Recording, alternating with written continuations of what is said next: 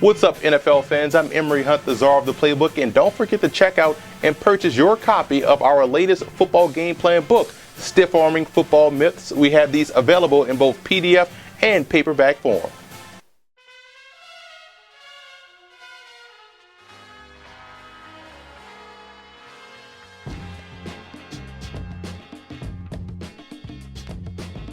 Let's take a look at some coaching points for both teams in this ball game, starting with the Bengals. And right off the bat, they can't keep both teams in the game. That's more directed towards Andy Dalton. He has to be able to protect the football. Cleveland has an excellent secondary with a lot of ball hawks back there that can make plays on the ball, so you can't allow yourself to turn the ball over versus Cleveland and give that young offense confidence. Now we'll go with a heavy dose of both Jeremy Hill and Gio Bernard in the running game. You want to neutralize what the Browns do well. They can cover. So you want to run the football, force those guys to be excellent run defenders, and we know the Browns have issues in stopping the run consistently. The Bengals have two talented tailbacks. Give those guys the football. And I will go with delayed pressure versus Johnny Manziel. He's a guy that's going to sit in the pocket, wait until everyone drops in their zone coverage, and then he'll take off. So again, delayed pressure will force him to get rid of the football quickly, make quicker decisions, and that way you can rally up, make the tackle, and get off the field.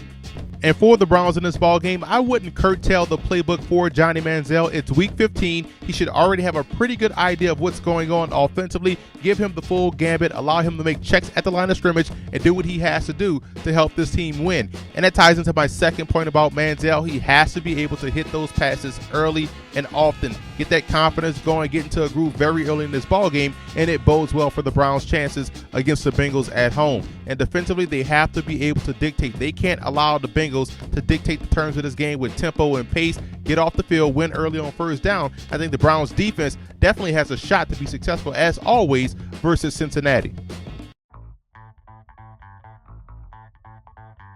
This week versus the Cleveland Browns, the key for Cincinnati is to spread out that defense, expand those coverage responsibilities, and still be able to run the football downhill. I'm going to show you how they can get that done with a one-back power out of the spread set. 1, 2, 3 receivers, strong side, receiver to the backside. The spacing is going to be key for these receivers on the outside, not your tight end, obviously, because he's on the line of scrimmage. But you want to spread those guys out.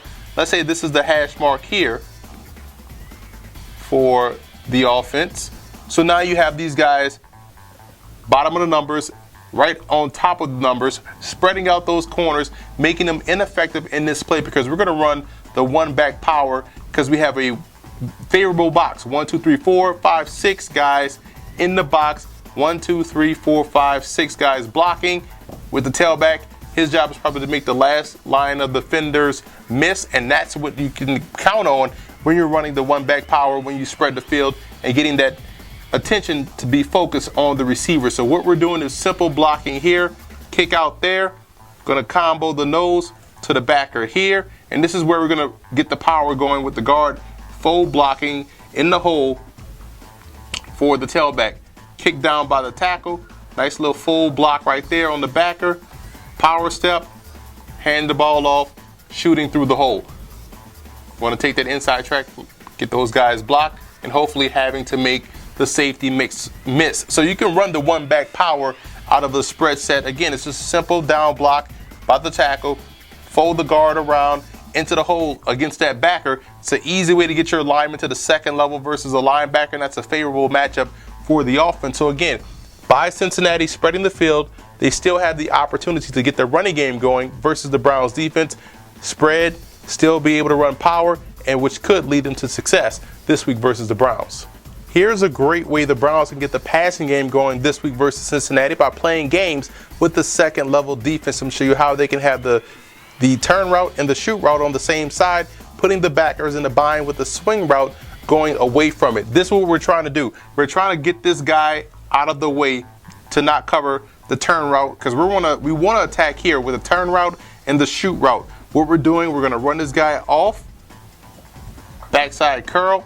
And the best way we can get this linebacker occupied and not buzz over quickly to the turn and the shoot route combination we have right here with these two clustered receivers, we're going to swing the back weak side. So now he's going to have to buzz over just a little bit to the middle, and while this backer buzzes over here, that gets him out of the way because we're running the turn route and the shoot route to the outside. We're taking away the corner because we have the receiver going straight down the field. This backer is in the bind.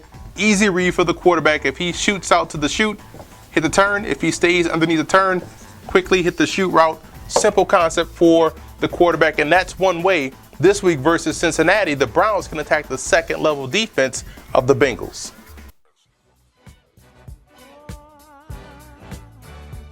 This week versus Cleveland, it's important that the Bengals play with great discipline, and they'll have to close the back door on Johnny Manziel. If you go back earlier in the season versus the Carolina Panthers and Cam Newton, they did an excellent job of this. What a lot of teams want to do with a quarterback that has mobility is get them to attack the edge with some sort of a sprint out, waggle, or in this case, the naked bootleg. The Bengals are protecting the backside with safety George Ialoka, which serves two purposes. One, he has the speed to chase down the front side running play, and two, the athleticism to compete with Cam Newton if he boots out, which he does, and Ialoka is right there to disrupt the play. That's a great job of playing assignment sound to stop what could have been a big game for the Panthers as they tried to sneak the second tight end back underneath the formation and into the flat. Now, if you look at what the Browns were able to do with Manziel versus Buffalo, you see essentially the same play, just echoing my point about staying home, doing your job, and closing the back door.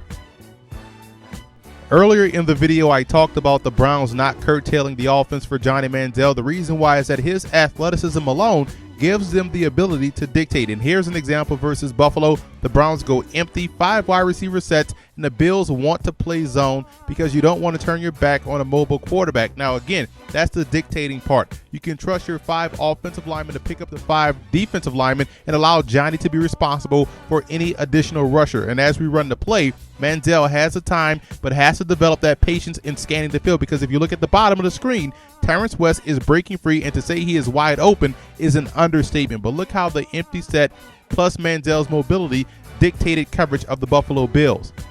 Now we fast forward to the red zone, and in the same situation, this time the Bills show man with spikes as the spy, and as he vacated his zone to follow the crosser, Manziel takes off and results into a touchdown. Now this is what he brings to the table from a dictation standpoint, and while Kyle Shanahan, the offensive coordinator, has to give him the entire playbook and don't limit him to just boots, waggles, and sprint outs. Allow him to make full checks at the line. Don't be afraid to go empty, and I think the Browns can have a lot of success offensively.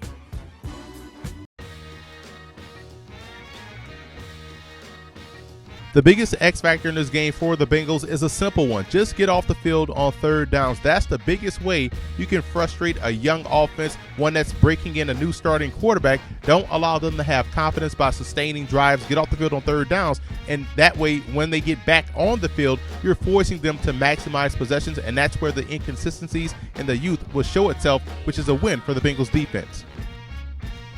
And the biggest X factor in this game for the Browns is an obvious one. When you look at the passing game, you're starting a new quarterback, rookie Johnny Manziel, who may or may not have the timing down pat with the receivers. So you look at offensive coordinator Kyle Shanahan and what plays he can dial up very early to not only get Manziel into a groove, but also get the timing of that passing game clicking with the receivers. So that way the Browns can be a balanced offensive attack, which only bodes well for their success long term, not only in this game, but for the rest of the season.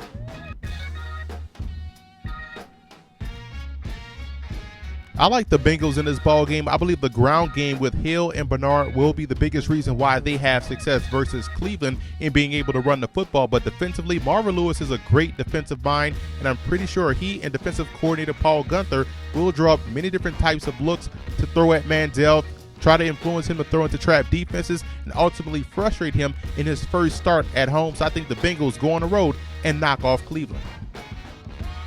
And I also want to give a huge shout out to Bengal fan forums and Brown fan forums for always showing football game plan support.